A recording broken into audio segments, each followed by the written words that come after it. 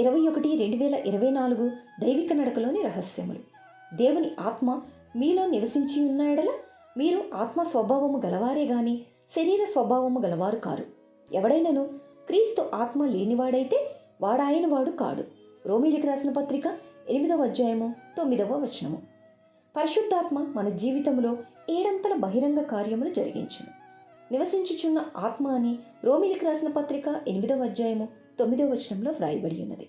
ఒక ఖాళీ కట్టడము నీకు సుఖమును కలిగించదు. దానిలో నివసించక మునుపు అవసరమైన సామాగ్రి, వంట పాత్రలు మొదలుగునవి సమకూర్చవలెను.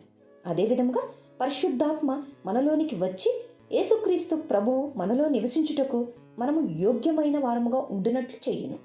పరలోకపు రాజు మన హృదయములలో నివసించుటకు మన హృదయములను, శరీరములను యోగ్యమైనవిగా ఉండినట్లు చేయుటయే పరిశుద్ధాత్మ పని.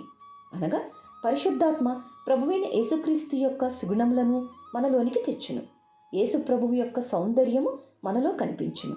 నీవు పరిశుద్ధాత్మకు లోబర్చుకొనినచో నీలోని మంచి కార్యములను, ప్రభువు పోలికలను అనేకులు చూడగలుగుదురు.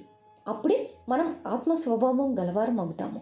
ఆయన గుణగణాలు, దేవుని సౌందర్యం మన జీవితంలో కనిపిస్తుంది. ఆమేన్. Praise the lord.